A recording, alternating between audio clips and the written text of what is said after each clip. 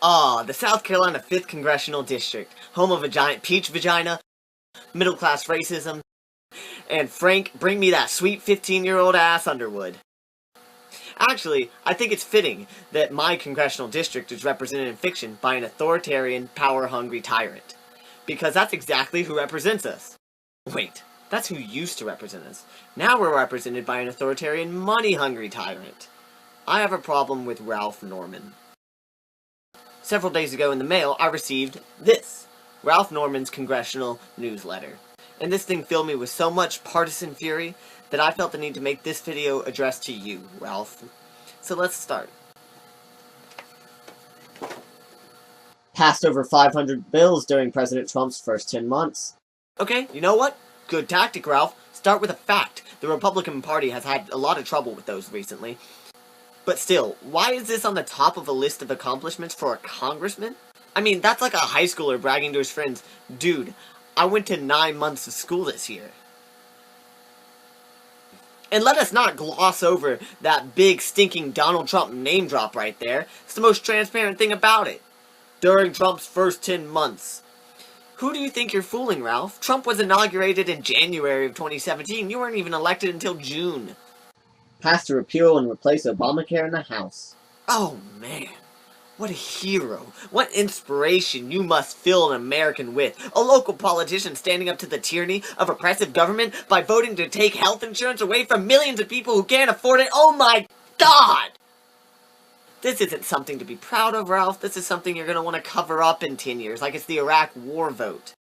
There's nothing noble, there's nothing gallant, there's nothing patriotic, and there's definitely nothing moral about trying to strip good health from millions of people who are struggling to afford it. Voted to give our troops the largest pay raise in over 5 years. You know what? Sincerely, good on you, Ralph. I actually think that this was an incredibly good voting decision. I've never been too big of a fan of military spending. I just don't think that the level that we have it at now is really all that necessary. But I sure do agree that the average American service member has been neglected in recent years, in more ways than just pay. I'm pretty damn sure that the reason you even brought this up was to secure the military vote in a year's time, but hey, what works, doesn't it? Voted against raising the debt ceiling. I'm gonna go ahead and refer you over to this great CGP Grey video to explain why this is so fucking bullshit. A bunch of shit about a balanced budget. This, right here, is one of the Republicans' favorite meaningless positions. A balanced budget or a balanced budget amendment. You know what a balanced budget amendment is going to get you? Economic stagnation due to the lack of government investment. Bullshit nickel and dime charges from our government to increase revenue at the expense of its citizens. And a massive, unstoppable corruption as lawmakers have to find new and now unconstitutional ways to get the projects that they promised their constituents done. Passed 4 amendments to strengthen our national defense and to combat the opioid crisis. Ralph, listen. I'm glad that you recognize the looming issue that is the massive opioid crisis. The problem arises, however, that the best solution to the ever-growing addiction to opioid prescriptions in our country is the one that you're least likely to support. Now, I will be fair. I couldn't find any real source stating your position on the legalization of medical marijuana, but considering you're a huge fan of towing the Republican Party line, even if that line's going to tow you right off a cliff, I'm willing to bet you're against it. And that's a problem. Because no alternative to solving our nation's addiction crisis is really going to do much. Most drugs that stand as alternatives to opioids are either A, ineffective at curing chronic pain and or mental illness, the 2 most common causes of opioid prescriptions, B, just as addictive, or C, both A and B. So unless you are willing to come out as pro-medical marijuana, I find it really hard to believe that you're that dedicated to solving our opioid crisis. Good on you for trying, though. Co-sponsored the Border Security for America Act of 2017. And let's not forget this great picture of a wall you got here. And the several other times you mentioned the wall in your newsletter. You know what? This is so ridiculous. It has been blasted apart so many times that I don't even feel the need to discuss it. It's barely even a solid political position. You're not Hadrian, Ralph. Stop with the walls. Passed comprehensive tax reform in the House for the first time in 31 years. That makes our tax code simpler and fairer. And you even have a whole little box down here explaining how the tax code is going to benefit us.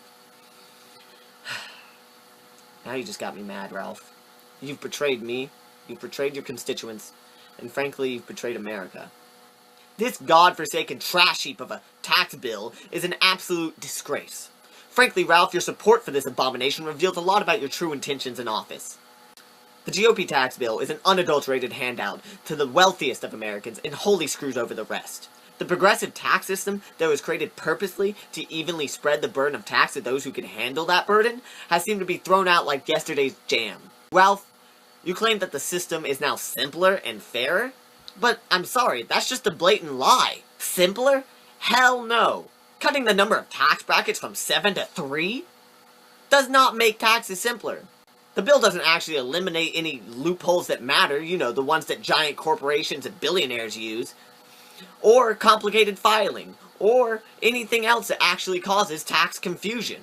If this bill really wanted to make taxes simpler, it would have proposed having the government calculate our taxes for us before issuing them. You know, like every other developed nation on Earth. But hey, that's a different video, right? Fairer? That's the most insulting part of this whole goddamn thing. This is the exact opposite of making taxes fair.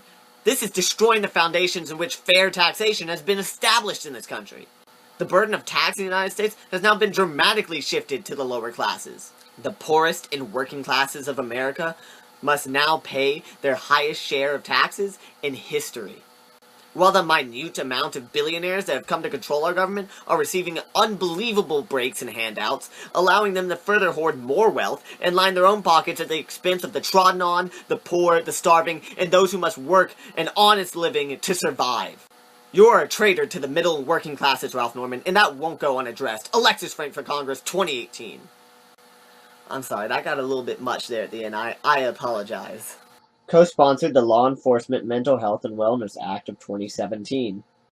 Now, I don't want to leave you on a sour note, Ralph, because I think this is actually really cool of you. Mental illness is a huge problem in the United States, and it is one that is handled extremely poorly, especially by our criminal justice system. I have friends and family that suffer from severe mental illness, and those friends and family are in a constant struggle for understanding and fair treatment. Far too many police act without consideration to things like mental illness, and that is a real problem that needs to be combated through education and awareness. So I appreciate that, Ralph. Representative Norman, I'm not a big fan of you. I think that's pretty obvious by now. While I fully acknowledge that you've done some good things in office, and I do respect that, I don't think you're what South Carolina needs right now. I met you once, Ralph. I sat in your seat in Columbia while you were still a state representative. You know, the one right next to Ray Felder. You even let me press the buttons to vote on your behalf, and that was really dope. I think you're a fine guy, man. But your particular brand of Trumpist conservatism is not what the 5th needs. It's not what South Carolina needs. And it's definitely not what the United States needs. And that's why I have a problem with Ralph Norman. All the luck to you, Preston Lyerly.